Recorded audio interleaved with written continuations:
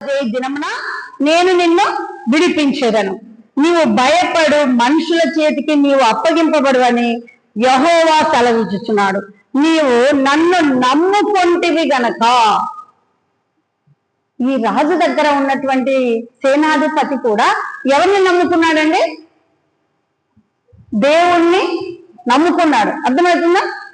రాజునే కాదు అక్కడ నమ్ముకుంది. కొంతమంది మనం ఉద్యోగాల్లో అధికారులను నమ్ముకుంటాం, మనుషులు, బంధువులను నమ్ముకుంటాం, మనుషులు, స్నేహితులను నమ్ముకుంటాం, మనుషులు. కానీ ఇతడు రాజు దగ్గర పని చేస్తూ ఎవరిని నమ్ముకున్నాడు? యెహోవాను నన్ను నమ్ముకొంటివి గనక. మనం అమ్ముకునే వాళ్ళంగా ఉన్నామా? యేసు ప్రభువును అమ్ముకోవడం ఏంటంటే ఆయన ఆజ్ఞలు పాటించకపోవడం, ఆయన చెప్పిన విషయాలను గ్రహించకపోవడం, ఇది అమ్ముకోవడం అంతే. ఇది కానీ ఇతను నమ్ముకున్నాడు. ఒకే అంశం. అయితే మత్తయి సువార్త 6వ అధ్యాయం 24వ వచనంలో చెప్తుంది చూడండి. సిరికి ధనమునకు చదవండి. మత్తయి సువార్త 6వ అధ్యాయం 24వ వచనం.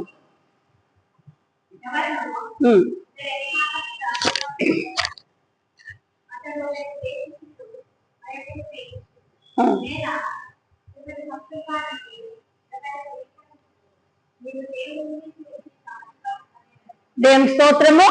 మీరు దేవునికి సిరికి దాసులుగా ఉండనేరరు. దేవునికి సిరికి, సిరి అంటే ధనము, అంతేనా? సంపద, సిరి. దీనికి రెండు దానికి ఎవరు దాసులు కాలేరు. ఉంటే మనం ఒకరిని ప్రేమిస్తున్నామంటే ఒకరిని ద్వేషించాల్సిందే. అర్థమవుతుందా ఇప్పుడు చెప్పేది? ఒకరిని ప్రేమిస్తున్నామంటే ఖచ్చితంగా ఒకరిని ద్వేషించాల్సిందే. ఒకరి కొరకు మేలు, ఒక అధికారి కింద ఉన్నామంటే ఆ అధికారి గురించి మనము గౌరవించాల్సిందే. ఇప్పుడు మీరు దేవుణ్ణి ప్రేమిస్తున్నారు, దేవునికి సిరికి దాసులుగా ఉండకండి అంటే ఒకటే దేవుడు చెప్తున్నాడు అక్కడ. నువ్వు ఒకటే చెయ్యి, రెండు చేయొద్దు. అయితే ఎందుకు ఈ రెండు విషయాలు మీ మధ్యకి తీసుకొస్తున్నానంటే, మనము లోకంలో 6 రోజులు ఉంటాము. ఆదివారం రోజు పరిశుద్ధ దినమందు మాత్రం ఒక్కరోజు మాత్రమే దేవుని దగ్గర ఉంటాం. మిగతా 6 రోజులు లోకంలో ఉంటాం. అవునా? లోకంలో లోకం ఇచ్చలతో, లోకం కోరికలతో మనం ఉంటాం. శరీరాశ, నేత్రాశ, ఇవన్నీ కూడా. అయితే యెహోషువ మాత్రమే చెప్పగలిగినాడు, నేనును నా ఇంటి వారును యెహోవానే సేవించడం. మీరేమన్నా చేస్తారబ్బా నాకు తెలీదు, మీరు ఎవరిని ఆరాధిస్తారో ఏం చేస్తారో తెలీదు, కానీ నేనైతే తీర్మానం పూర్తిగా నేనైతే యెహోవానే సేవించడం, నేనును నా కుటుంబం. అలాంటి గొప్ప తీర్పు మనం ఇవ్వగలుగుతామా? ఇట్లా సిరికి దేవునికి దాసులంగా మనం బ్రతుకంటే ఒకవైపు దేవుని పూజ చేస్తున్నాం, ఒకవైపు దేవుని గణపరుస్తున్నాం, ఇంకొకవైపు లోకాన్ని కూడా మనము ఆశ్రయిస్తున్నాం. లోకంలో ఉంటున్నాం కనుక లోకాన్ని కూడా అయితే ఈ రెండింటిని తక్కువ పెట్టి తూకం వేసినప్పుడు నువ్వు సరితూగలుగుతున్నావా దేవుని ఏంటంటే? దేవుడిని ఏమంటున్నాడు అంటే, మీరు రెండిటికి దాసులు కానండి. ఎవరే కానీ 2 గుర్రాల మీద స్వారీ చేస్తే కింద పడిపోతారు. అయితే ప్రభువైన యేసుక్రీస్తు వారు ఇప్పుడు పవిత్రమైన కన్నీటితో, పవిత్రమైనటువంటి నీటితో దేవుణ్ణి అభిషేకం చేయాలి అన్నారు. పవిత్రమైన జలం ఎక్కడ దొరుకుతుంది చెప్పండి? పవిత్రమైన జలముతో దేవుణ్ణి అభిషేకం చేయాలి. పవిత్రమైన జలం ఎక్కడ దొరుకుతుంది? కన్నీరు. ఇంకా హిందూ ఆచార ప్రకారము ఒక టెంకాయని కొడతారు, చూసారా? అందులో ఏముంటుంది? టెంకాయలో కొబ్బరి నీళ్ళు ఉంటుంది. దాన్ని ఎవరన్నా తాకినారా? ఎవరన్నా ముట్టుకున్నారా? ఆ యొక్క ఫస్ట్ పవిత్రత ఒక శిల విగ్రహం మీద వాళ్ళు అర్పిస్తున్నారు. అర్థమవుతుందా? అంటే ఆ నీటిని ఎవరు తాగకుండగా దేవునికి అర్పణగా చేస్తున్నారు. వాళ్ళ ఆచారం. నీ అర్పణ జీవితం విజయ్ చెప్పాడు. కన్నీరు ఎవరైనా ముట్టుకుంటున్నారా? కన్నీరు కార్చే కన్నీరు. ఇది వ్యక్తిగతంగా మనం ఆలోచన చేసినప్పుడు చాలా లోతైన సత్యం ఉంది.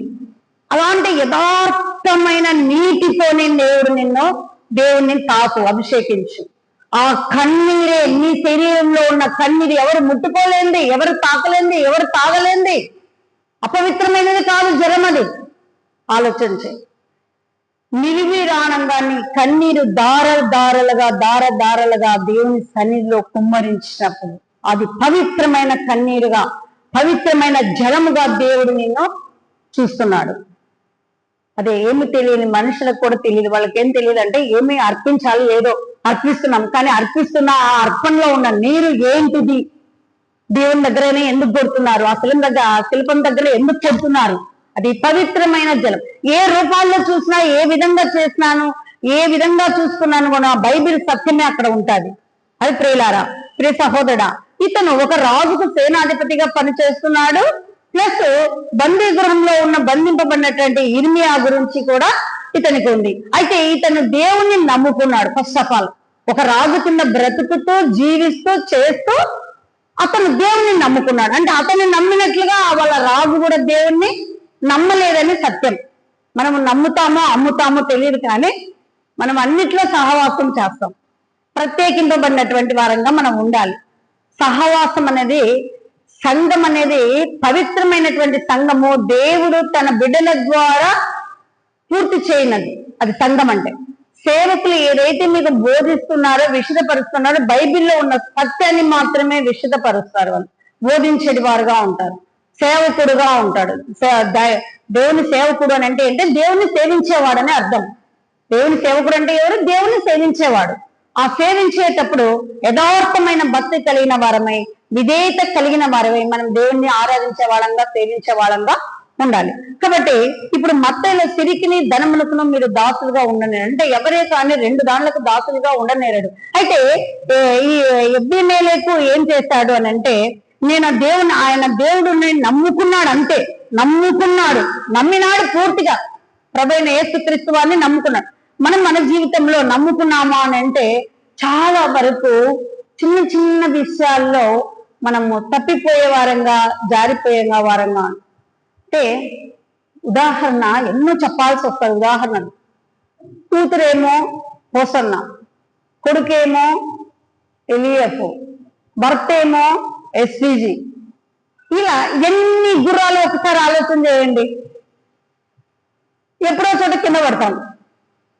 కానీ సిరికిని దేవునికి దాసులుగా ఉండకండి. ఉంటే మీరు దేవునికి మాత్రమే దాసులుగా ఉండండి. ఉంటే నిజమైన యేసు క్రీస్తు స్మరణలోకి తెచ్చుకోండి. ఇక్కడ ఇతనికి బంధువుడు కాదు, బాంధవుడు కాదు, బంధం ఎటువంటిది లేదు. ఇతను కూషు దేశానికి సంబంధించిన వాడు. ఇది ఆఫ్రికా ఖండంలో ఉంది దేశము. కాబట్టి ఇతని పేరు కూడా మన బైబిల్ గ్రంథంలో 1 చోట 2 చోట ఒక 3 చోట్ల మాత్రమే అతన్ని వినిపింపబడింది. అయితే ఆయన లిఖించినటువంటి ఆ యొక్క పేరును బట్టి అతడు ఏమి జరిగించాడనేది మనం చూద్దాము. కాబట్టి ఇప్పుడు రెండిటికి దాసులుగా ఉండొద్దన్న విషయాన్ని గుర్తుపెట్టుకోండి. అతను దేనిపైన ఆనుకొని ఉన్నాడు, ఎలా ఉన్నాడు అనేది మనకు ఇప్పుడు ప్రభువైన యేసుక్రీస్తు వారు తెలియజేస్తా ఉన్నారు.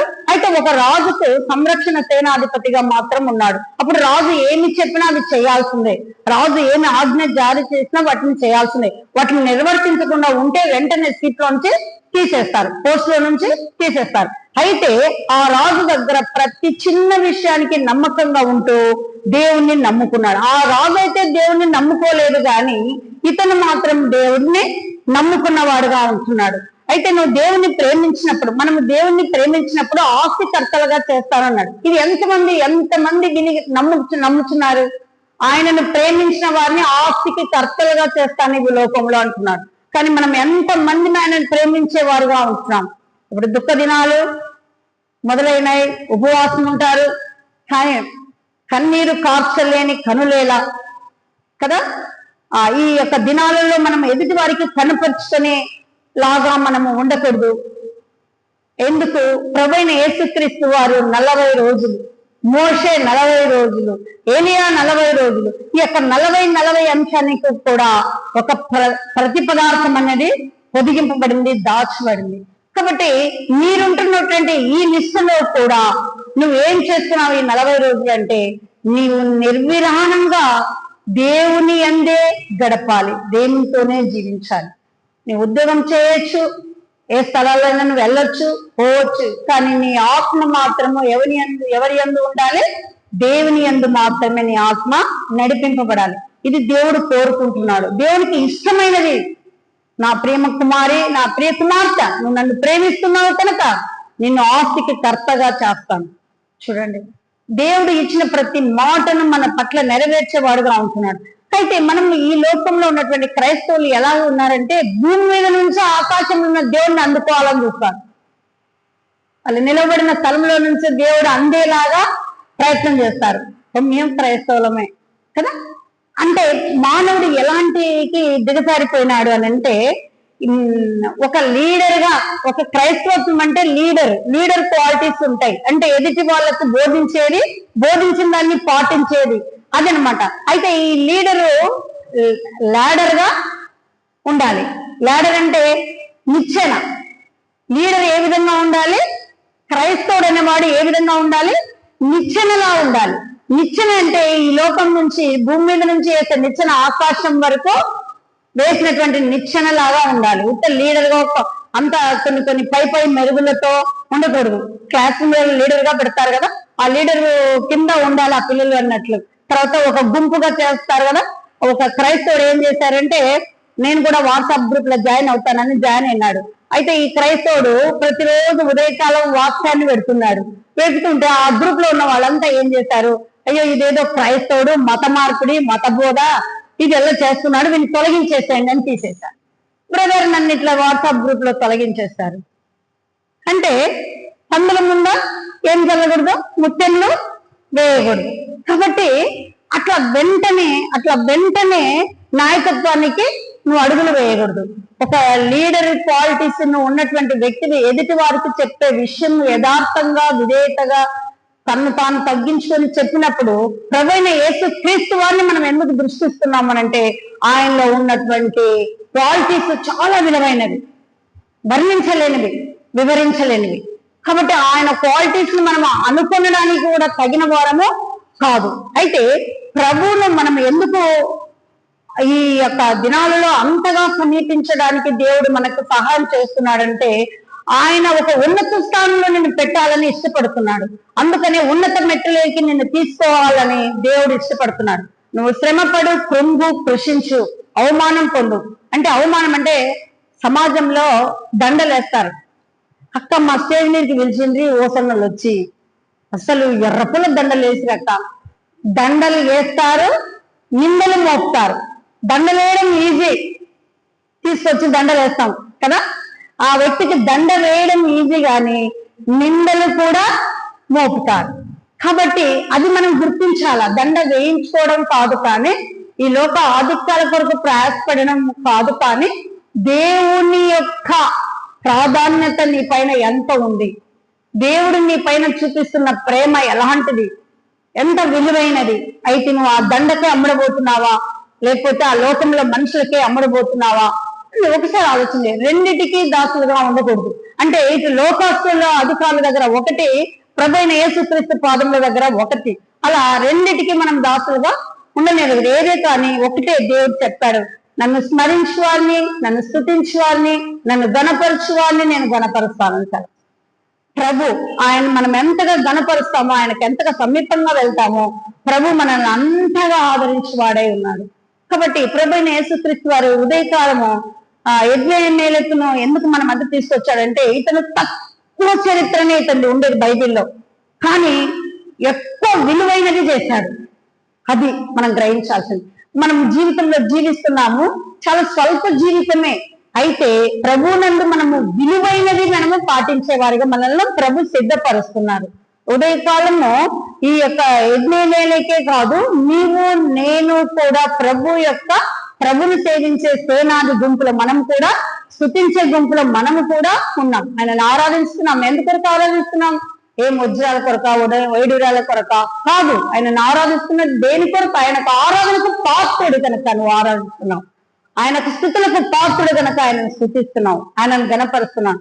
ఆయన బైబిల్ సత్యాలను వివరించడం కూడా మనం ఈ లోకంలో తగిన వారం కాదు. అయితే దేవుడే ఎంపిక చేసుకొని నీకు ఒక మంచి ఉన్నత స్థానాన్ని ఇవ్వాలని కోరుకుంటున్నాడు. అయితే నువ్వు కృంగిన వేళలో, కృషించిన వేళలో నువ్వేమని ఆలోచన చేస్తున్నావు? ఇంతేనా ప్రభువా, నా బ్రతికి ఇంతేనా, నా బంధువులు ఇంతేనా, నా జీవితం ఇంతేనా, నేను ఇంతేనా అని నువ్వు ఎల్లప్పుడూ అనుకుంటున్నావు. నేను ఇంతేనా ఇంతేనా ఇంతేనా అని నువ్వు అనుకుంటున్నావు. కానీ ఒక్కసారి యిర్మీయా ప్రవక్తను ప్రవక్తను రక్షించిన వ్యక్తిని నువ్వు చూడు. నువ్వు రక్షణకు అర్హత పొందలేకపోతే ఇర్మియా ప్రవక్త ఇర్మియా గ్రంథాన్ని ధ్యానించి, ఇర్మియా గ్రంథంలో ఏమి దాచబడింది సత్యం ఒకసారి గ్రహించు. నువ్వు కూడా ఈ లోక వాంఛలు కోరికలతో జీవిస్తున్నావు. అయితే నువ్వు ప్రత్యేకమైన ప్రభు కొరకు నువ్వు ఏం చేస్తావు అన్నప్పుడు ప్రభు తన ఉద్దేశాన్ని మనకు తన ఉద్దేశపూర్వకంగా తెలియజేస్తున్నాడు. ప్రియ సహోదరి, ప్రియ సహోదరుడా, నేను ఆశించినటువంటి బిడ్డ, నువ్వు ఒక లీడర్వే కాదు, అదే ఒక నిచ్చెన లాగా, ల్యాడర్ లాగా పనిచేయడానికి సిద్ధమవుతున్నావా లేదా? నిచ్చెన అంటే ఎక్కే వారంగా ఉండాలి, ఆత్మీయత స్థితిలో పై మెట్టుకు ఎదిగే వారంగా ఉండాలి. కానీ మన బంధువులు చూసారా అండి, హేళన చేస్తారు. మన స్నేహితులు చూసారండి, మనం త్రోసి వేస్తారు గుంటలో. అంటే అతిశయిస్తారు. వాళ్ళు మనల్ని ఏం చేస్తారు, చిన్న చూపు చూస్తారు. అలా నేను త్రోసి వేసిన వారుగా ఉంటారు, నేను విసరి వేసిన వారుగా ఉంటారు. కానీ నిజమైన బంధుత్వం ఎవరు అంటే నిజమైన దేవుని క్రీస్తు బిడ్డలే నీకు బంధువులు. దేవుని గణపరచు వారే నీకు స్నేహితులు, దేవుని మహిమపరచు వారే నీకు శ్రేయోభిలాషులు. ఆత్మీయ బాంధవ్యం, ఆత్మీయ బంధుత్వం. ఈ లోక వాంఛల్లో ఇర్మియా ప్రవక్తకు బంధువుడు కాదు, అతను స్నేహితుడు అంతకంటే కాదు, ఏమీ కాదు. ఎవరో కూషు దేశస్థుడు. ఈ యొక్క కూషు దేశస్థుడైనటువంటి వ్యక్తి ఇర్మియా గురించి ఎలా తపన పడుతున్నారు, బాధపడుతున్నాడు. కాబట్టి మనము మన రాజు దగ్గర పనిచేసేటప్పుడు, అధికారి దగ్గర పనిచేసేటప్పుడు మనం ఎలా ఉంటున్నాము అని అంటే, సిరికిని ధనమునకును దాసులుగా ఉండకండి. ప్రత్యేకంగా నువ్వు ఒకటే ఎంపిక చేసుకో, ఒకదానిపైననే నువ్వు నిలవబడు, ఆ ఒకదానినే నువ్వు గుర్తించుకో. అలా దేవుడు చెప్తున్నాడు ఇదే కాలం. కాబట్టి మన యొక్క దండలు వేసుకునే స్వభావము ఈ లోకంలో ఉంటుంది. కాబట్టి సేవకుడు ఏదైతే మనకు వర్తమానం ఇస్తున్నాడో దాని మీద మనసు ఉంచక మనము చంచలమై ఆ చిన్నదాన్ని ఫోకస్ చేసి విశ్లేషిస్తాం. ప్రియ సహోదరి, ప్రియ సహోదరుడా, అలా కాకుండా సేవ అనేది బాధ్యతతో కూడినటువంటి భారం, ఒక బాధ్యత. ఎందుకంటే ఇట్ ఇస్ నా యొక్క సిచ్యువేషన్ కూడా చూస్తే, నా చిల్డ్రన్స్, నా కడుపున పుట్టిన పిల్లలకు కూడా నేను ఎంత ఆత్మీయత సత్యాలతో ముందు ఉండలేను కూడా. కానీ కొన్ని సమయాల్లో వారితో గడపని సమయాలు, వారితో జీవించని సమయం, వారు నాలాగా దేవుని సమీపించాలని నేను ఎన్ని గడియలు, ఎన్ని దినాలు కూడా నేను వారి గురించి ఆలోచన చేయలేని స్థితిలో నేను ఉన్నటువంటి దాన్ని. అంటే ఎంతసేపు ఉన్నా మనం లోకంలో జీవిస్తున్నాము కనుక లోకాశలు, లోక కోరికలు, లోక ఉన్నత స్థానం మాత్రమే ఆలోచన చేస్తాం. అయితే మన పిల్లలతో కూడా మనం గడపలేని పరిస్థితికి దిగజారిపోయే వారంగా ఉన్నాం. రాబో తరాల్లో యెహోషువ చెప్పినట్లుగా నేను కూడా చెప్పలేను. నేను నా ఇంటి వారిని యెహోవానే సేవించడం. ఆయన చాలా తీర్మానం చేసుకున్నాడు, తీర్మానాన్ని మన ముందు ఉంచాడు. కానీ మనం కూడా మన పిల్లల భవిష్యత్తు కొరకు, మన కుటుంబ పరిస్థితుల ప్రభావాల కొరకు మనం కూడా చెప్పే వారంగా మనము ఈ లోకంలో లేము. అలాంటి స్థితిలో ఉన్నటువంటి బిడ్డను దేవుడు ఇదే కాలము, ప్రియ సహోదరి, కంగారు పడకు, నువ్వు భయపడకు, దిగులు పడకు. ఇదే కాలం ఆరాధన వర్తనంలో చూస్తున్నావు, నిబ్బరంగా ఉండుము, ధైర్యంగా ఉండుము. అంటే నీకు ఏది జరిగినా కూడా నువ్వు నిబ్బరంగా ఉండు, ధైర్యంగా. ఆ దినమున నేను నిన్ను రక్షిస్తాను, ఆ దినమున నేను నిన్ను కాపాడుతాను, ఆ దినమున నేను ముద్దుటుంగరంగా చేసుకుంటాను. ప్రభు చూడండి ఎలా హెచ్చరిస్తున్నాడు. అయితే నువ్వు నమ్ముచున్నావా, అమ్ముతున్నావా? నమ్మడం వేరు, అమ్మడం వేరు. నమ్మడం అంటే నమ్మిక ఉంచడం, ఆ మాట మీద, ఆ వ్యక్తి మీద, ఆ యొక్క తల్లిదండ్రుల మీద, ఆ బంధువుల మీద, స్నేహితుల మీద నమ్మకం ఉంచడం. మంచి నమ్మకమైన దాసురాయి కొంచెంలో నమ్మకంగా ఉంటుంది.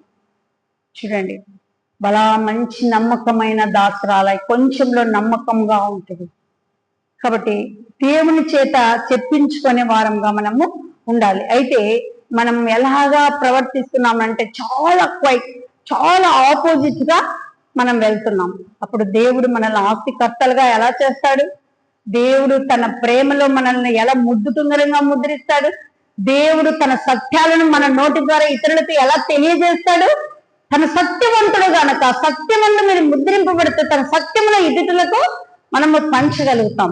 కాబట్టి ప్రభు ఈ ఉదయకాలం హెచ్చరిస్తున్నాడు, నన్ను నువ్వు లోకంలో ఉన్నావా, దేవునికి సమీపంగా ఉన్నావు? దేవునికి దాసురాలుగా ఉండాలని మాత్రమే కోరుకో. ఎల్లప్పుడూ నీ విలువైన కన్నీరును దేవుని ముందర ఉంచు. దానికి ప్రతిపదార్థం, ఫలితము కూడా దేవుడు ఇస్తాడు. అది నీ నిరీక్షణ.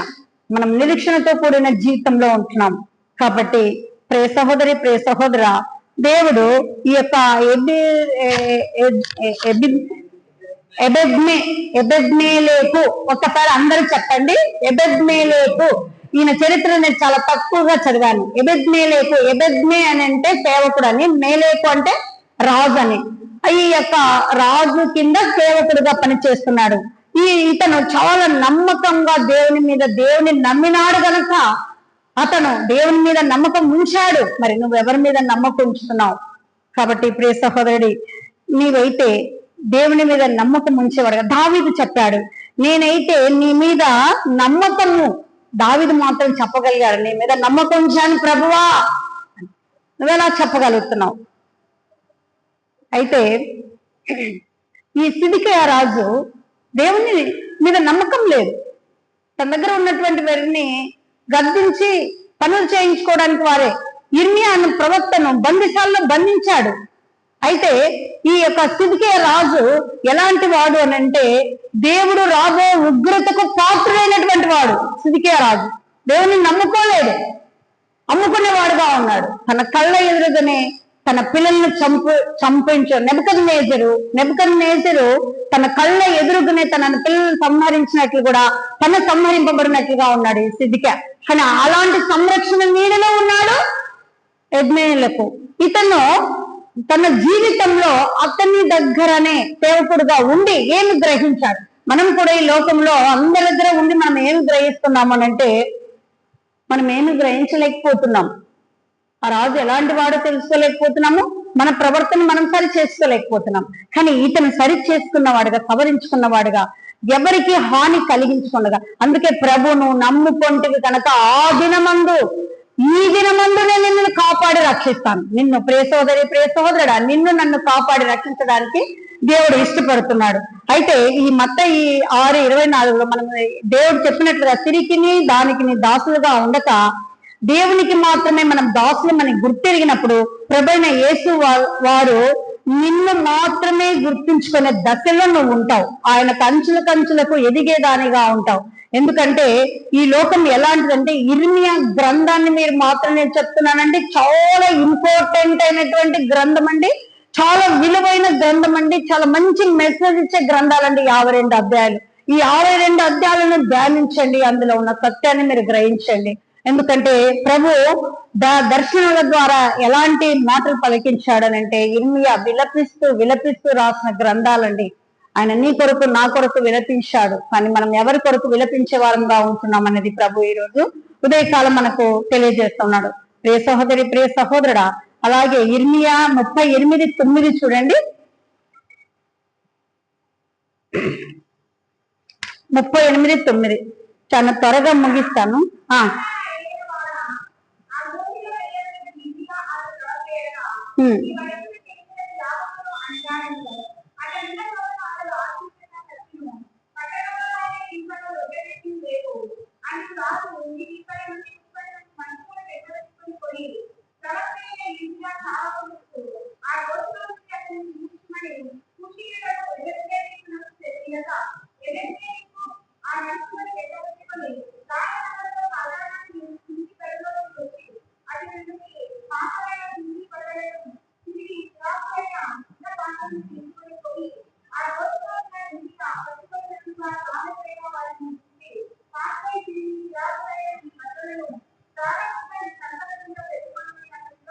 చాలు.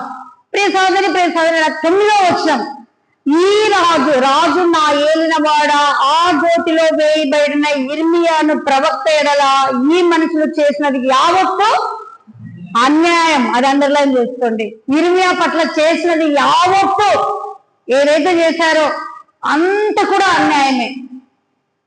రాజు దగ్గర ఇర్మియా ప్రవక్త గురించి చెప్తున్నాడు. మనమైతే మన పై ఆఫీసర్లకు భయపడతాం కదా చెప్పడానికి. ఏమన్నా కొంచెం రికమెండేషన్ చేయన్నా, అబ్బా సార్ అస్సలు వలకడు, సార్ అస్సలు చూడడు, బా చాలా కష్టం ఆయనతో మాట్లాడాలంటే. కానీ అతని కింద పనిచేసే వ్యక్తికి దేవుడు ఎలాంటి ధైర్యం ఇచ్చాడు? దేవుడిని నమ్ముకున్నాడు కనుక అతనికి ఎలాంటి ధైర్యం ఇచ్చాడు? వీరు ఇర్మియా ప్రవక్త పట్ల చేసినది యావత్తు అన్యాయమే. అతన్ని ఆ యొక్క గుంటలో త్రోసివేశారు. ప్రియ సహోదరి, ప్రియ సహోదరుడా, నువ్వు కృంగినప్పుడు నీ బంధువులు నిన్ను గుంటలో త్రోసివేస్తారు. నువ్వు కృషిస్తున్నప్పుడు నీకు అవమానాలు, నిందలే ఎదురవుతాయి. నీ యొక్క స్నేహితులు కూడా నిన్ను విమర్శించి హేళనకు గురి చేస్తారు. ఈ లోకమే అలాంటిది. ఈ లోకంలో మనం జీవిస్తున్నంత వరకు మనం ఎలా జీవించాలి? మెలకువగలిగినటువంటి జీవితం, జాగరూకులైనటువంటి స్థితి మనలో ఉండకపోతే ఈ లోకము, మన బంధువులు సైతము మనల్ని విమర్శించే వారంగా ఉంటారు, మనల్ని హేళన చేసే వారంగా ఉంటారు. అయితే ప్రియ సహోదరి, ప్రియ సహోదరుడు, నువ్వు ఎలా ఉన్నావు? ఆ యొక్క రాజు దగ్గర బ్రతుకుతూ ఇప్పుడు చూడండి, 2 వాటి మీద సవారీ చేస్తే కింద పడతారు, 2 గుర్రాల మీద సవారీ చేస్తే కింద పడతారు. రెండిటిని సేవకులుగా మనము దేవుణ్ణి, ధనమును పూజ చేస్తే కూడా నష్టం పొందుతాం. అయితే ఒకటి మాత్రమే ఎంపిక చేస్తాం, ఒకరు మాత్రమే. అయితే ఇతను రాజును బాధపరచలేదు, రాజును గాయపరచలేదు, రాజుకు హాని కలిగించలేదు, రాజు పట్ల కూడా పనులను నిలవబెట్టి మానుకోలేదు. కానీ రాజు దగ్గర చాలా చక్కనితో బ్రతుకుతూ, చక్కగా జీవిస్తూ ఇర్మియా ప్రవక్త గురించి ఇతని గోతిలో త్రోసివేశారు. ఈ త్రోసివేయబడినటువంటి వ్యక్తి చాలా అన్యాయంగా బలి అవుతున్నాడని ఒక దేవుని ప్రవక్త గురించి చెప్పిన స్థితి ఎవరిది అంటే ఇతనిదే. ఆలోచన చేయండి. నువ్వు ఎలా ఉన్నావు? ఎన్నిటి వాటి మీద సారీ చేయించున్నావు? నీ సాక్ష్యం ఏ పాటి, నీ బ్రతుకే పాటి. ఎదుటి వాళ్ళను కఠినంగా అనేస్తాం, కానీ కఠినమైన మాట అంతవరకు వెళ్తుంది. కానీ ఇతను చూడండి, ఇర్మియా ప్రవక్త గురించి, అతను గుంటలో త్రోసివేశారు కాబట్టి ఇతను మనము అన్యాయంగా త్రోసివేశారు. రాజా ఆయన ఎంత ఆతృతపడి, ఎంత బాధపడి ప్రవక్త గురించి చెప్తా ఉన్నాడు చూడండి, ఇర్మియా ప్రవక్త గురించి. ఎందుకంటే అతను దేవుణ్ణి నమ్ముకున్నాడు. దేవుడు ఎలాంటి వాడు అతనికి తెలుసు. అందుకనే ఇర్మియా ప్రవక్త గురించి రాజుతో విన్నమించుకుంటున్నాడు. అప్పుడైతే కొందరు రాజులు స్పాంజి లాంటి వాళ్ళు ఉంటారు, పొగడ్తలకు పొంగిపోతారు. మన ఆత్మలు కూడా అంతే, పొగడ్తలకు పొంగిపోతారు. అలాంటి వాళ్ళు ఉంటారు. ఆ రాజు ఆయన చెప్పిన వెంటనే, రైట్ అని కదా అతను సేవకుడు, చెప్పిన వెంటనే అయితే వెంటనే స్పందించారు. ఈ లోకపు రాజులు స్పందిస్తారా? అటనా? చూద్దాం, తడుకో, ఆలోచన చేద్దాం, థింక్ చేద్దాం. కొంత నాకు ఏదో థాట్స్ వస్తున్నాయి, అవునో కాదో, అన్యాయంగా త్రోసేసారో లేదో. మనం ఏదైనా ఒక చిన్న పని చెప్తాం అనుకోండి. నేనే ఫర్ ఎగ్జాంపుల్, టెంకాయలు కొట్టండి, కొబ్బరల్లా ఇస్తుంటారు, నీరు పోతాది అంటారు అనుకో, రేపు చేద్దాంలే అంటే మన స్వభావం చెప్తున్నాను. మన స్వభావం ఏంటిది? పోస్ట్ పోన్ చేసే స్వభావం, తక్షణమే పాటించే స్వభావం కాదు. తక్షణమే చేస్తే దానికి నెరవేర్పు ప్రభు అయిన యేసుక్రీస్తు వారు వెంటనే ఇస్తారు. కాబట్టి తక్షణమే ఆ రాజు దగ్గర విన్నమించాడు, ఇతని గోతిలో త్రోశారు అన్యాయంగా అని చెప్పాడు. ప్రవక్త గురించి, ఇర్మియా ప్రవక్త గురించి చెప్పాడు.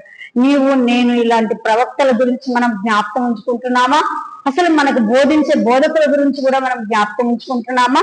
వాళ్ళని నిర్విరాణంగా వాక్యములో, ప్రభువా వాక్యపు వెలుగులో నడిపించు, ఆ వాక్యమును వారు మా మధ్య పంచినప్పుడు మేము దానిని పాలవలే అపేక్షిస్తాము, పాలవలే, మంచి శ్రేష్టమైనటువంటి పాలవలే మేము తాగుతాం ప్రభువా అని మనం ఎప్పుడైనా ప్రభు పాదసంలో కనిపెడుతున్నామా? చూడండి, ఆ సేవకుడు అతను రాజుకు చెప్పాడు. వెంటనే ఇతను అన్యాయంగా త్రోసివేస్తారు, చాలా అన్యాయ తీర్పిచ్చారన్నప్పుడు ఆ రాజు వెంటనే స్పందించాడు. కొంతమంది స్పందించారు. ఈ లోకంలో కఠిన మనస్సు ఉంటారు, కఠిన హృదయం ఉంటారు. అదే తీసేసుకోమని ప్రభు చెప్తా ఉన్నాడు. నీ దగ్గర ఉన్న కఠిన హృదయాన్ని తీసివేసుకో, జాలి మనసుని దగ్గర పెట్టుకో, నీ దగ్గర ప్రేమ గుణాన్ని ఉంచుకో. ఎదుటి వారిని గుంటలో ఉన్నప్పుడు, త్రోసివేసినప్పుడు, మనుషులంతా అపకీర్తి పాలు చేసినప్పుడు, మనుషులంతా దూషించినప్పుడు, బంధువులంతా హేళన చేసి నువ్వు చేయబట్టి పైకి లాగు. అదే నిజమైన క్రైస్తవత్వం. ఒక క్రైస్తవత్వానికి ఉండే మంచి లక్షణం ఏంటిదంటే దిగజారిపోయిన వారిని పైకి ఎత్తడం, నిచ్చెన కంటే కిందన ఉన్న వాళ్ళను నిచ్చెన మీద నడిపించడం, ఆత్మీయత స్థితిగతులలో వారిని ముందుకు పై లెవెల్లో తీసుకెళ్లటం, అది నువ్వు చేయవలసినటువంటిది.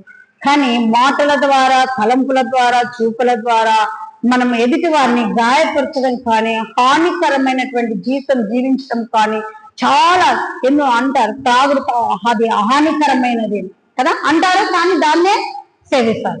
కదా, సేవించడం లేదు. ఈడ స్తుతించడం లేదు, ఆడ ఆ పానీయాన్నే సేవిస్తారు వాళ్ళు. అది హానికరమైనది తెలిసి కూడా. కానీ మనం జీవితంలో కూడా హానికరమైన వాటిని కూడా మనము మన ఇంట్లో ఉంచుకుంటాము, మన ఒంటిలో కూడా ఉంచుకుంటాం. తలంబు క్రియలు హానికరమైనటువంటివి. అట్లాంటి హానికరమైనటువంటివి కూడా నిలువెల్ల విషంతో కూడినటువంటి జీవితంలో జీవించలాగా తయారు చేస్తారు. నిలువెల్ల విషము నీకు అనమాట. ఒక చిన్న తలంపే, చిన్న ఆలోచనే. కానీ ఇతను రాజుకు విన్నమించాడు. అన్యాయంగా అతని చోటున అతడు ఆకలి చేత చచ్చుట, పట్టణంలోనైనా ఇంకా రొట్టెలు లేవు. ఇతడు అన్యాయంగా త్రోసివేయబడ్డాడు. ఆ గుంటలో నీరు లేదు. అతన్ని త్రోసివేసినప్పుడు బురద మాత్రం ఉంది. ఆ బురదలో ఇర్మియా ప్రవక్త ఇరుక్కొని పోయినాడండి. మనం కూడా దారులలో వెళ్తుంటాం. ఏదైనా క్రైస్తవ బిడ్డ ఇరుక్కొని పోయింది అని అంటే ఆ బిడ్డను మనమందరము కలిసి పైకి లాగే వారంగా ఉండాలి. ఆ ఊటలో నుంచి, ఆ ఇరుక్కపోయిన బురదలో నుంచి మనం తీసే వారంగా ఉండాలి. ఇతను ఏం చేశాడు, వెంటనే రాజుకు మళ్ళీ క్షణమాత్రం మార్పిడి వస్తే ఇప్పుడే చెప్పినాడు జరాసారు ఒక మాట, మళ్ళీ 5 నిమిషాల్లో మార్చేస్తే ఎట్లా? హుషారుపడాల, వేగిరపడాలా. అతను ఎంత హుషారుగా చూడండి. వెంటనే అందుకు రాజు 10వ వచనంలో, అందుకు రాజు, నీవు ఇక్కడ నుండి 30 మంది మనుషులను వెంట పెట్టుకుని పోయి ప్రవక్త అయిన ఇర్మియా చావక మునుపు ఆ గోతిలో నుండి అతన్ని తీయించుమని కూషీయుడకు ఎబ్బెమేలేనుకు సెలవీయగా, ఎబ్బెమేలే ఆ మనుషులను వెంట పెట్టుకొని రాజనగర్లో ఖజానా క్రింద గదిలోనికి వచ్చి అతడి నుండి పాత బట్టలు, చింపిన బట్టలు, చిరిగిన చిరాకైన గుడ్డపాతలు తీసుకొని పోయి ఆ గోతిలోనున్న ఇర్మియాను పట్టుకొనుటకు. చూడండి, వెంటనే రాజు చెప్పేశాడు, వెళ్ళు, ఒక 30 మందిని తీసుకొని ఆ ఇర్మియా ప్రవక్తను పైకి లాగించు. అతని ఆకలి దెబ్బలతో ప్రాణమిడుస్తారు, అతను చనిపోతే చాలా కష్టం కాబట్టి అతన్ని పైకి లాగు అన్నప్పుడు ఈ యొక్క వెంటనే మనము బట్టలు ఆరేసుకోవాలంటే ఏమని ఆలోచన చేస్తారు మీరు? సహజంగా వైరు కొనకరా అండి, అది సూపర్వాస్ మార్కెట్ లోనే పెద్ద వైరు ఉంటుంది చూడు, బలమైన వైరు, బొంతలేసినా కూడా ఎగిపోదు కదా. కానీ ఇతను ఎంత షార్ప్ మైండ్ చూడండి, అతన్ని పైకి తీయాలా అంటే అతను ఆలోచన చేస్తుంది. అతన్ని పైకి తీయాలనుకుంటే ఈ 30 మందిని వెంట పెట్టుకొని పోయి పాత బట్టలు, చిరిగిన బట్టలు, ఆ నగరిలో ఉన్నటువంటి వాటినన్నిటినీ తీసుకొని వాటి ద్వారా ఆయనను ఎంత ఆతృతగా, ఎంత త్వరపడి ఆయనను పైకి లేపాలని ప్రభువైన యేసుక్రీస్తు సహోదరుడి నీ పట్ల, నీ కుటుంబం, అత్తమామలు కానీ, అన్నతమ్ములు కానీ, అక్క చెల్లెళ్ళు కానీ, నీ బంధువులు కానీ, నీ స్నేహితులు కానీ త్రోసివేయనప్పుడు వారిని నీ యొక్క ఆత్మీయత స్థితిగతులతో పైకి లేవనెత్తేదానిగాను ఉండాలి. అది చిరిగిపోయిన బట్టలా, చిరిగి బట్టలా కాదు, అది దారం ఉందా, తాడు ఉందా లేదా అనేది కూడా ఆలోచన చేయకూడదు. అతను ఎంత షార్ప్ మైండ్ తో పాత చినిగిన బట్టల్ని జోడి చేసి ఆ గుంటలోకి ఆ బట్టలను వేసి ఇర్మియా ప్రవక్తను బయటికి తీయగలిగినాడు. అతని బంధువుడా, అతని స్నేహితుడా, ఏది లేదు. కానీ మన బంధువులు, మన సొంత అత్తమామల కానుంచి, తల్లిదండ్రుల కానుంచి మన గురించి ఏమన్నా అది అంతేలే, అది పనికి మాలేదు కదా, చెప్తే కూడా వినదు. ఎలా మన నోటికి వస్తుంది. అతను ఎవరు? ఒక రాజు దగ్గర బ్రతుకుతున్నాడు. అయితే రాజును కూడా అతను ఏమి చేయలేదు, రాజుకు కూడా వ్యతిరేకంగా తీసుకోలేదు. కానీ అన్యాయమైన ఈ ప్రవక్త గురించి ఆలోచన చేస్తాడు. ఆ ప్రవక్తను పైకి లాగడానికి ఆ యొక్క మనుషుల 30 మందిని వెంట పెట్టుకొని పోయి ఆ 30 మంది ద్వారా ఆ బట్టలను ఒకదానికొకటి కూర్చి ఆ గోతిలోకి వేసి ఇర్మియా దాని కింద చూడండి 11 వచ్చినాము.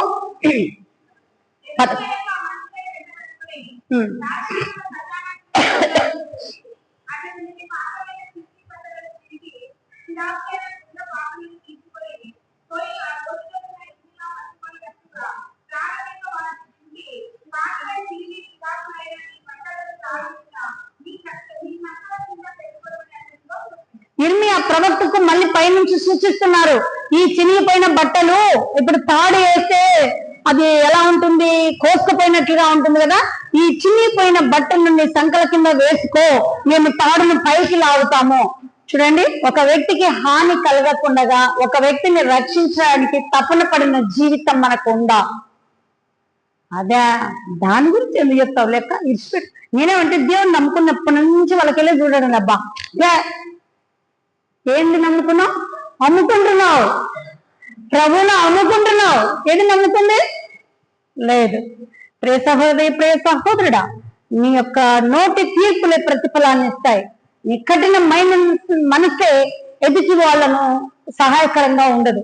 యథార్థ హృదయం ఆయన ఎంత శీఘ్రంగా వెళ్ళి ఇర్మియా ప్రవక్త అప్పుడు ఇర్మియా ఫర్ ఎగ్జాంపుల్, నువ్వే గోతిలో ఉన్నావు, తెలియక వాళ్ళు అబ్బా తాడు లేదు బట్ట లేదు, ఆ యొక్క తాడు వేపక ఆ యొక్క తాడు ఒక్కొక్క నీ ఇంట్లో పద్ధతి ఎక్కవా ఆ ఎక్కవా అందరువా గోతులు మొరపెడుతుంది. ఆమెను రక్షించేది ఎట్లా? తీసేది. నీ షార్ప్ మైండ్ ఉపయోగించు, దేవుడిచ్చే మైండ్ ను కొనసాగించు. అక్కడ ఉన్న పరిధిలోనే పరిష్కారానికి సిద్ధపడే ఆత్మను దేవుడు నీకు ఇస్తాడు. అది నువ్వు చేయవలసింది, శీఘ్రంగా నువ్వు చేయవలసింది. క్రీస్తు బిడలకు శీఘ్రంగా నువ్వు చేయవలసినది అది అన్నమాట. కాబట్టి అతను వెంటనే ఆలస్యం చేయకుండా వెంటనే ఇర్మియాను రక్షించడానికి ఇష్టపడిన వాడుగా, గోతులో నుంచి తీసిన వాడుగా ఉన్నాడు. ప్రియ సహోదరుడే, ఇప్పుడు మనము మన విషయాల్లో ఆలోచన చేసినప్పుడు మనం ఎలా జీవిస్తున్నామంటే, ఈ లోకంలో మనం తాత్కాలికమైనటువంటి ఆనందాల కోసం జీవిస్తున్నాము. కానీ నిత్యత్వం కొరకు శాశ్వతమైన ప్రేమ చూపించే ప్రభువైన యేసుక్రీస్తు వారి కొరకు మనము ప్రయాసపడుతున్నామా లేదా అని దేవుడు పరీక్షించినప్పుడు, నీ ప్రయాసం వ్యర్థమే కుమారి అని తలవిస్తాను. నా నోటి ఉమ్మివేయని ఉద్దేశించి ఉన్నాను. చల్లగా లేవు, వెచ్చగా లేవు. ఇటు సంఘంలో ఒక మాట, సంఘం బయట ఒక మాట, వెలపట ఒక మాట. కాబట్టి ప్రియ సహోదరి, ప్రియ సహోదరుడా, 2 నాలుకలు ఉండకూడదు, 2 తలంపులు ఉండకూడదు. నువ్వు ఏది మాట్లాడినా క్రైస్తవులకు మేలు జరిగేకరంగా ఉండాలి. కాబట్టి క్రైస్తవ బిడ్డని నువ్వు ప్రేమించలేనప్పుడు నువ్వు ఎవరిని ప్రేమించగలుగుతావు? నీ సేవకులు నీకు ఇచ్చే బోధని నువ్వు గ్రహించలేనప్పుడు నువ్వు ఎవరిది గ్రహిస్తావు ఈ లోకంలో? కానీ గ్రహింపు లేని జీవితంతో మనం జీవిస్తున్నాం, గ్రహింపు లేని బ్రతుకుతో మనం బ్రతుకుతున్నాం. నేనైతే నీ యందు నమ్మిక ఉంచాను. పరిశుద్ధ పౌలు పడవలో ప్రయాణం చేయించినప్పుడు ప్రభువైన యేసుక్రీస్తు వారు సువార్త ప్రకటించడానికి వెళ్ళినప్పుడు పౌలును ఒక మాట అడిగాడు. ఈ యొక్క దోణిలో నేను ఎక్కి సువార్తను వినిపిస్తాను అన్నాడు. అయితే పౌలు వెంటనే ఏమన్నాడు? మనమైతే ఏమంటాము, యేసు ప్రభు మన ఇంటికి వచ్చాక తొక్క ప్రభు, మన సోఫా సెట్ల మీద ఏముంటాయండి? అన్నీగా మనకు కావాల్సినవన్నీ వేసింటాం కదా, వాటిని క్లీన్ చేయాలి, ఆ రూమ్ లో క్లీన్ చేయాలి, ఆయన మళ్ళీ ఆ సీట్లో కూర్చోబెట్టాలి. కానీ ప్రభు కొరకు పౌలు ఏమన్నాడు? వెంటనే తన దోణిని ఇచ్చేశాడు. ప్రభువైన యేసుక్రీస్తు వారు దోణిలో నిలబడి సువార్త ప్రకటించారు. దోణి నిండే విధంగా చేపలు పట్టడం జరిగింది. దోణి విరివిరామంగా ఆశీర్వాదం సింపరపడి నీ ఉన్న స్థలంలోనే ప్రభు నిన్ను పరీక్ష చేస్తాడు. సకో ప్రభువా, కొంచెం ముందు ప్రభువా, ఇదంతా శుభ్రం చేసినాక అప్పుడు ఆ లోపల ప్రభు వెళ్ళిపోతాడు. ఒక సెకండే నీకు టైం ఇచ్చేది, ఒక గడియే నీకు టైం ఇచ్చేది. నిన్ను కలవాలన్నా, నేను చూడాలన్నా, నీ ముఖ దర్శనం చేసుకోవాలన్నా నువ్వు ప్రభును ఒక సెకండే నీకు ఇస్తాడు, రెప్పపాటే. ప్రియ సహోదరి, ప్రియ సహోదరుడా, ఇప్పుడు అమెరికన్ డాలర్స్ పైన ఒక వర్డ్ ఉందన్నమాట, ఇన్ గాడ్ వి ట్రస్ట్ అనింది. దీని గురించి చాలా చర్చాంశం జరుగుతా ఉంది. ఇది తీసేయాలా అని. ఆ యొక్క డాలర్స్ పైన ఆ పదం ఉండకూడదని. కానీ అదే అమెరికాలోనే ఒక స్కూల్ కు ఆ పదాన్ని లిఖించుకొని ఉంటే దాని మీద కేసు వేసినారండి. ఇప్పటికి కూడా కేసు నడుస్తా ఉంది. అంటే చూడండి, అక్కడ ఏముంది? ఇన్ గాడ్ వి ట్రస్ట్ అని ఉంది. అది అంటే మనము ఈ లోకంలో భయంకరమైనటువంటి వాటి దృశ్యాలను చూస్తాం కానీ దాని మీద కేసులు వేయం. భయంకరమైన వాటిని చదివి చూస్తాము కానీ వాటి మీద ఎలాంటి కేసులు, చర్యలు తీసుకోలేము. కానీ దీని మీద మాత్రము కేసెస్. అది చూడండి ఎంత విరుద్ధం, అంటే ఎంత ఆపోజిట్ గా ఉన్నారో చూడండి. ఎంత వ్యతిరేకంగా మన థాట్స్ అయితేనేమి, మన పని విధానం అయితేనేమి ఎలాంటి వ్యతిరేకత స్వభావం కలిగినటువంటి వారంగా మనం ఉన్నాం. అందుకనే ఆయన ఇచ్చినటువంటి ఆశీర్వాదాలన్నిటిని మనం కోల్పోయే వారంగా ఉన్నాం. అయితే ఇర్మియా ప్రవక్త 52 అధ్యాయాలు లిఖించారు. 52లో కూడా విలపించాడు అతను. ఎవరి కొరకు? నా కొరకు. కాబట్టి ప్రభువైన యేసుక్రీస్తు వారు ఆ యొక్క మధ్యాకాశంలో మన కొరకు వేచి ఉన్నాడు. మనం ఏం చెప్తున్నాం, ఏం చేస్తున్నాం? ఈ లోకంలో సిరికిని ధనమునకు దాసులుగా బ్రతుకుతున్నారా? దేవుణ్ణే సేవిస్తున్నారా? దేవుని ఆరాధన చేయడానికి వచ్చారు ప్రియులు. ఆరాధించినప్పుడు వారి ఆత్మసత్యములు ఎలా ఉన్నాయి? వారి ఆత్మీయత విధానం ఎలా ఉంది? ఎదుటి వాళ్ళని కఠినంగా మాట్లాడి, ఎదుటి వాళ్ళని గుంతలో త్రోసి నువ్వు చర్చికి వచ్చినా కూడా వ్యర్థమే. కానీ ఎదుటి వారిని హేళంగా, నీచంగా మాట్లాడి నువ్వు సంఘంలో కూర్చొని బల్ల తీసుకున్నా కూడా వ్యర్థమే. కానీ నీ ప్రవర్తన సరి చేసుకొని బలలో చేయవేయి అంటున్నా. నీ ప్రవర్తన సరి చేసుకొని దేవుని సమీపించంటున్నాను. భూలోకంలో ఆస్తికి కర్తగా నిన్ను చేస్తానని ప్రభువైన యేసుక్రీస్తు వారు వాగ్దానం చేసిన వాడు నమ్మదగిన వాడు. ఆయన వాక్యంలో వాగ్దానంలో జీవం ఉంది. కాబట్టి ఆ జీవం చేత మనం బ్రతకాలని దేవుడు కోరుచున్నాడు. అయితే నా యొక్క డైరీలో మొట్టమొదటి ఒక వర్డ్ రాసుకుంటున్నాను. ఎందుకు అని అంటే ఎప్పుడే కానీ నేను ఏమనుకుంటా అంటే తక్కువ విశ్వాసము తక్కువ ఆశీర్వాదం. తక్కువ కదా, గొప్ప విశ్వాసము గొప్ప ఆశీర్వాదం. గుర్తుపెట్టుకోండి, గొప్ప బలమైన విశ్వాసము బలమైన ఆశీర్వాదం. ఒక పేపర్ ఎడ పెట్టాను, ఫ్యాన్ గాలికి లేచిపోతుంది అంటే దీనికి ఈ యొక్క ఆకర్షణత లేదు, గాలికి లేచిన వెంటనే లేచిపోతుంది. అదే ఒక సెల్ పెట్టినామనుకోండి, అది బరువైనటువంటి సెల్లు, గాలికి లేస్తున్న ఫ్యాన్ గాలికి లేదు. అయితే మన విశ్వాసం ఎలా ఉండాలి? గాలికి లేచిపోయే పేపర్ లాంటి విశ్వాసం మనది. ఎలాంటిది? టేబుల్ పైన సెల్లు పెడితే కదలకుండా ఉండే విశ్వాసం ఉండాల. ప్రభు పాదం దగ్గర కదలకుండా కన్నీటితో విశ్వాసించే విశ్వాస ప్రార్థన యోధురాలుగా ఉండాలి. అది బలమైన ప్రార్థన ప్రభు సెలవిస్తున్నది. కాబట్టి ప్రియ సహోదరి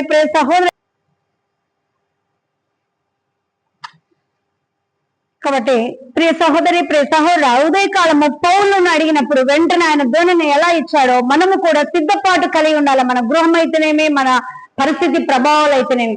తక్కువ ప్రభావం నేను శుభ్రం చేస్తాను. ఒకసారి బాగా చూసుకోండి, మీ ఇంట్లో శుభ్రత ఏ దాని మీద అదే ఎక్కడెక్కడెక్కడ అదే పడకూడదు. ప్రభువైన యేసుక్రీస్తు వారు ఏ టైంలో వస్తారో తెలియదు.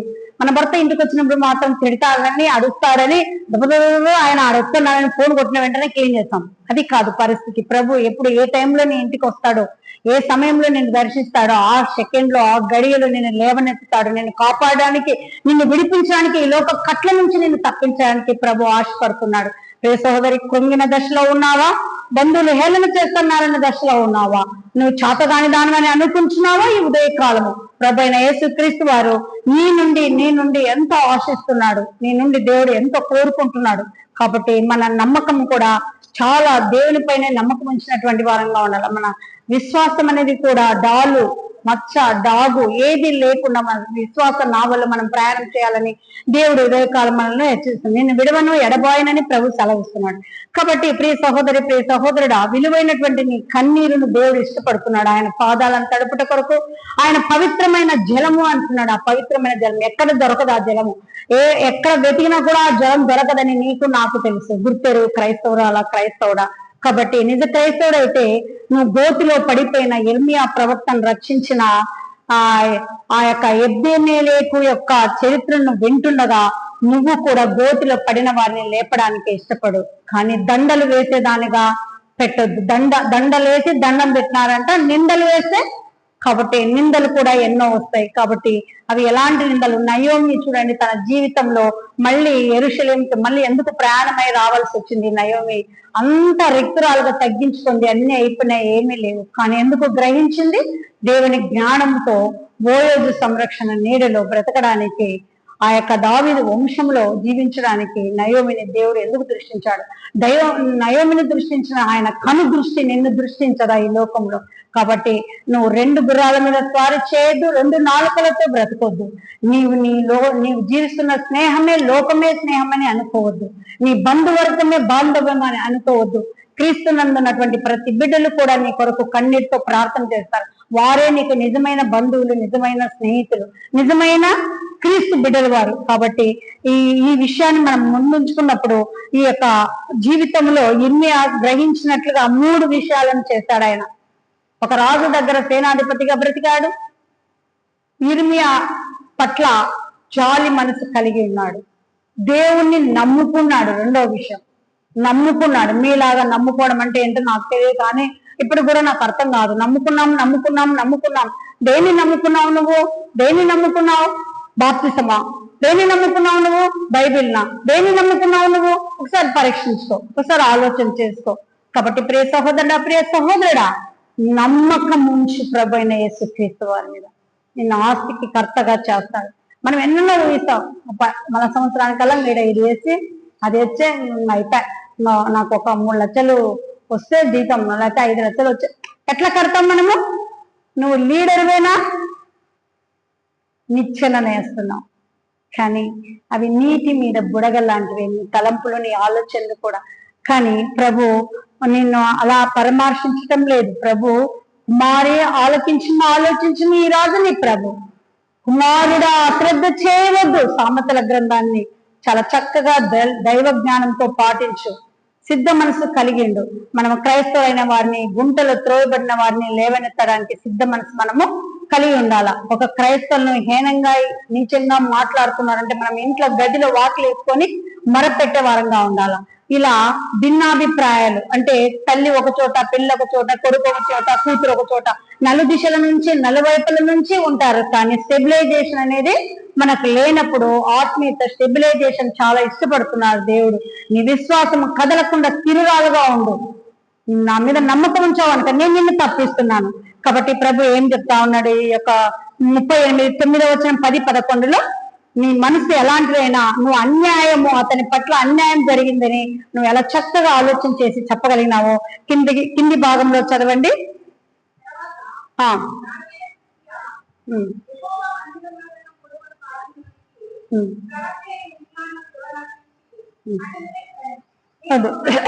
మన అంశంలో 13వ వచనం.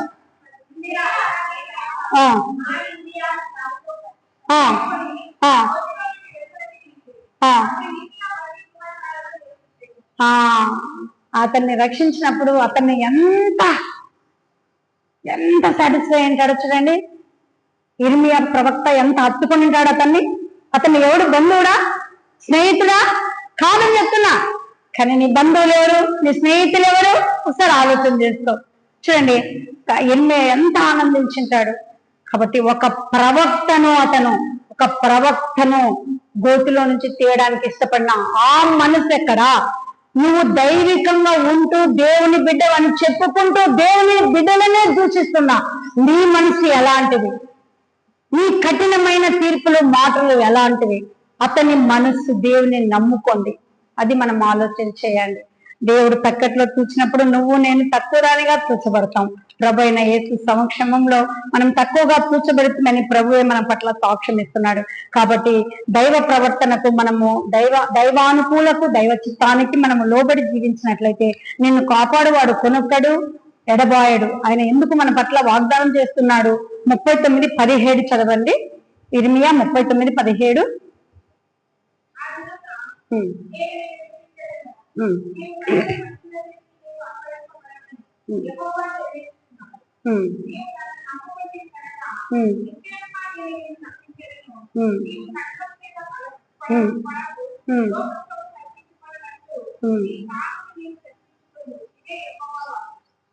ఇర్మియా ప్రవక్తను రక్షించాడు గనుక, కాపాడినావు కనుక, క్రీస్తు బిడ్డకు చేయూతనిచ్చినావు కనుక, క్రీస్తు బిడ్డకు నువ్వు ఇంకా బలమైనటువంటి సాక్షిగా వాడుకునేలాగా ప్రార్థించినావు కనుక నేను నిన్ను కాపాడు.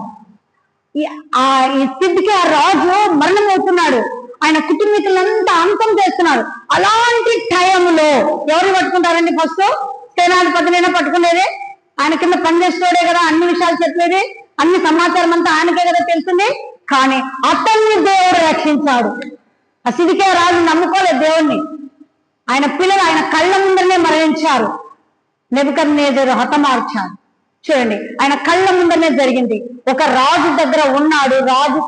రాజు దగ్గర ఎలాంటి చెడ్డ పేరు తెచ్చుకోకుండా, హాని కలిగించకుండా ఒక ప్రవక్త, ఇర్మియా ప్రవక్త పట్ల ఆయన ఎంత ఉద్దేశాన్ని, మంచి మనసు కలిగి ఉన్నాడు. అందరూ బట్టి నేను ఈ దినమందు కాపాడుతుంది. నువ్వు నన్ను నమ్ముకున్నావు కనుక ఈ భయంకరమైన ఉపద్రవం జరుగుతుంది. ఈ ఉపద్రవ దినంలో నీ రాజు, నీ సైతం మొత్తం అంతమవుతాయి. అప్పుడు నేను నిన్న చూడండి అతను ఎంత ధన్యత సంపాదించుకున్నాడు. ఇర్మియా ప్రవక్తను రక్షించినాడు, దేవుణ్ణి నమ్ముకున్నాడు. మనం ఎక్కడన్నా పని చేస్తున్నామో, ఎవరి దగ్గర ఉన్నాము అని అంటే మన నమ్మకత్వమే అది మార్గదర్శనం అవుతుంది. మన నమ్మకత్వంలో విధేయత లేకపోతే అది మార్గదర్శనం కాదు. నీవు ఉన్నావు, నమ్ముకున్నావు, నేను ఉన్నాను, నమ్ముకున్నాను.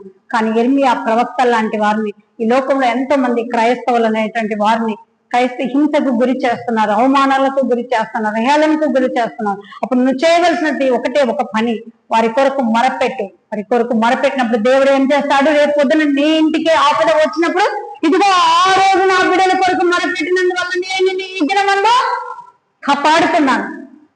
ఇది అండి మనం పొందాల్సిన ప్రతిఫలం.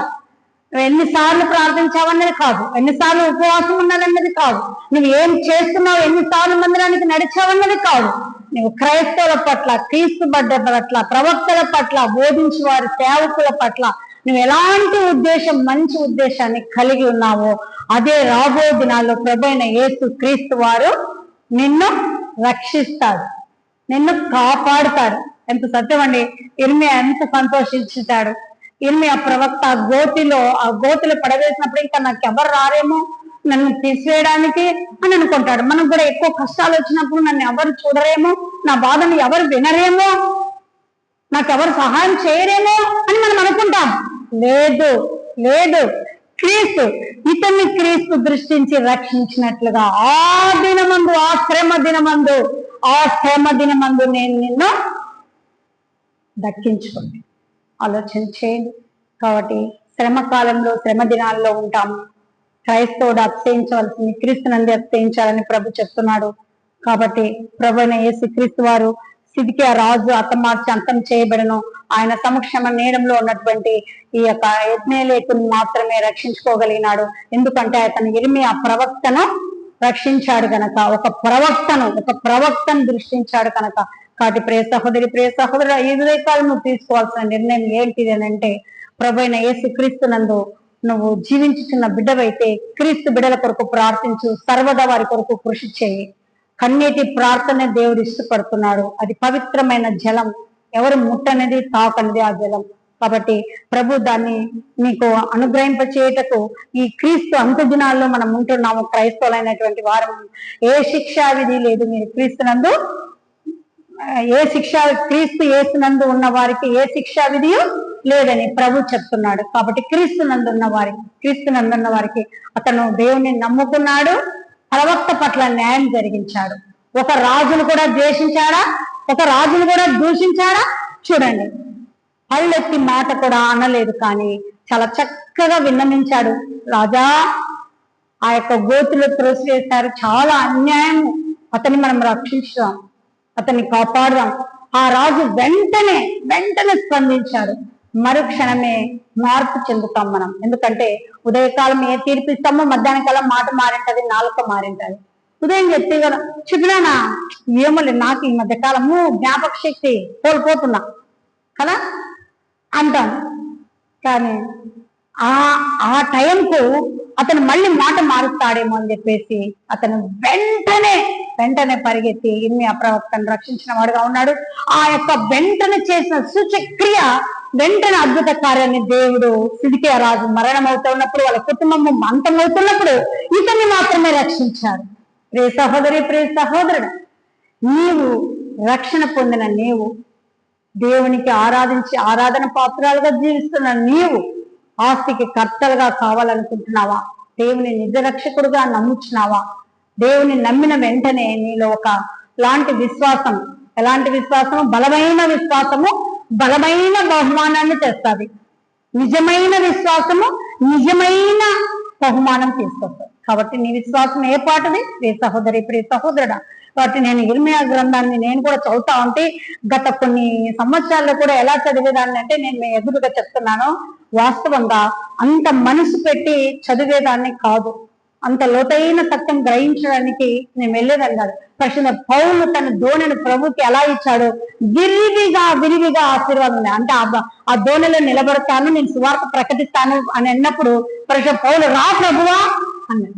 మనం అక్క అన్న వచ్చాడంటే మీ ఇంటికి పార్సల్ అట్లా కొంచెం ముందు అది తెచ్చిచ్చా, ఇది క్లీన్ చేస్తా, అది వరుసా, ఇది వరుసా, అయితే ప్రభు వెళ్ళిపోతాడు కదా. అలా ఉండకూడదు, రెప్పపాటులోనే. కాబట్టి ఆ క్షణం అలాంటిది, ఆ సమయం అలాంటిది. మనకి ఈ లోక యాత్రలో ప్రకృతికి కూడా నేను చాలాసార్లు చెప్పాను, మనం చేయించున్న పనులకు ప్రతిఫలం రావాలి అంటే ప్రభువైన యేసుక్రీస్తు వారు ప్రకృతికి ఆజ్ఞను జారీ చేస్తాడు. ఇదిగో నా బిడ్డ పోతుంది దారిలో, చూడండి. గత వారంలో చెప్పాడు కదా అన్న, కౌలుకు దురాత్మ ఎక్కడి నుంచి వచ్చింది? దేవుని దగ్గర నుంచి వచ్చింది. యోగుకు దురాత్మ ఎక్కడి నుంచి వచ్చింది? దేవుని దగ్గర. మరి నన్ను శోధించడానికి దేవుని దగ్గర నుంచి దురాత్మ రాదా? వస్తాది. కానీ ఇలా నీ క్రియలన్నీ ఎలా ఉండాలి? దేవుని బిడల పట్ల ఎలా ఉండాలి? దైవ సేవకుల పట్ల ఎలా ఉండాలి, సంఘ బిడ్డల పట్ల ఎలా ఉండాలి, క్రీస్తు బిడ్డల పట్ల ఎలా ఉండాలి నీ మనస్తత్వం. కానీ అలాంటి మనస్తత్వం కలిగిన వారమై మనము ముందుకు వెళ్దాము. చాలు, దేవునికి స్తోత్రము. నాకు ఇచ్చిన సమయాన్ని నేను ఎక్కువ తీసుకుంటానేమని ఒక్కొక్కసారి అనుకుంటూ ఉంటాను. దేవుని స్తోత్రము. ఈ యొక్క మావత్తు మేలు అంటే ఆయన రాజు సేవకుడు అని అర్థం. ఆయన మాట, ఆయన పేరుకు ఆ అర్థం. రాజు సేవకుని దగ్గర పని చేశాడు, మంచి పేరు తెచ్చుకున్నాడు. రాజు సేవకుని మనసును మార్చాడు, ఇర్మియా ప్రవక్తను పైకి తీశాడు. దేవునితో కాపాడబడ్డాడు. చూడండి, 3 అంశాలు మనం ఏం చేస్తున్నాం మన నిజ జీవితంలో. కటువుగా కఠినంగా శాసించటం కాదు, కానీ కరుణ చూపించే వారంగా, విధేయత చూపించే వారంగా మన ప్రవర్తన, సత్ప్రవర్తన దేవుడు ఇష్టపడుతున్నాడు. ఈ 52 అధ్యాయాలు 52 వారాలు ఉంటాయి సంవత్సరంలో. ఒక్కొక్క వారం ఒక్కొక్క అధ్యాయం ధ్యానించండి. చాలా లోతుగా ఇర్మియా ప్రవక్త గారు విలపించుతూ రాసినటువంటి గ్రంథాన్ని జ్ఞాపకం ఉంచుకోండి. దేవుడు నాకు ఇచ్చిన ఈ యొక్క గొప్ప అవకాశాన్ని బట్టి దేవునికి కృతజ్ఞాస్తుతులు చెల్లించుకుంటున్నాను. కాబట్టి ఇతని పేరు ఎక్కువగా లిఖించబడలేదు, 1-2 చోట్లనే లిఖించబడినా కూడా అతను చేసిన మేలు అనేది మన జీవితంలో గుర్తుంచుకోవాలి. ఆయన చేసినటువంటి కార్యం అనేది మన జీవితంలో మరవకుండగా మనం ఎదుటి వారి పట్ల ఎలాంటి స్వభావం కలిగి ఉందామన్నది ఉదయకాలం దేవుడు మనల్ని నన్ను హెచ్చరిస్తున్నాడు. కాబట్టి పైకి లాగే వారంగా ఉందామా, గోతులో పడినటువంటి వారం. ఒక లీడర్ గా ఉండవలసినటువంటి లక్షణాలలో ఒక ల్యాడర్ గా నిచ్చెనగా ఉన్నావా? నిచ్చెనగా ఉన్నట్లయితే క్రీస్తు బిడ్డలను అందరినీ పైకి నడిపించేవాడిగా ఉంటావు. పరలోక పట్టణ స్వాస్థాన్ని వివరించేవాడుగా ఉంటావు. క్రీస్తు యొక్క వాక్యమును దేవుడు నాతో పంచుకోవాలని ఇష్టపడ్డాడు. నేనైతే చాలా బలహీనరాలు. నా కొరకు ప్రార్థన చేయండి. మీరు ప్రార్థిస్తున్నారని నేను నమ్ముచున్నాను. నా కొరకు భాగంగా ప్రార్థన చేయండి. పాప పరీక్షలు రాస్తుంది. పాప కొరకు ప్రయత్నం చేయండి, ప్రార్థన చేయండి. మీ ప్రార్థనలు సర్వదా పాపను గుర్తుంచుకోండి. ఎందుకంటే భయంకరమైన ప్రాంతము. నేను ఆ పాప అమెరికాకి పోయిన తర్వాతనే ఈ అమెరికాలో ఉన్న చరిత్రలు, ఆఫ్రికా ఖండాలు, ఆస్ట్రేలియా ఖండాలు, వీటన్నిటిని నేను మొత్తం ఒకసారి చెప్తాను అనమాట. అవన్నీ లోతుగా తెలుసుకుంటూ అధ్యయనం చేస్తూ వెళ్తున్నాను. కాబట్టి నా కొరకు ఎక్కువగా ప్రార్థన చేయండి. ఎందుకంటే నేను మీకు ఎన్నోసార్లు చెప్పాను, నాకంటే యోగ్యులైన మీరు చాలా యోగ్యులు దేవుని దృష్టిలో. అయితే నేను చాలా బలహీనరాలు. అయితే దేవుడు నన్ను బలపరిచినట్లు నా కొరకు మీరు ప్రార్థన చేయండి. కాబట్టి దేవుడి యొక్క కొద్ది వాక్యం దీవించి ఆశీర్వదించిన గాక.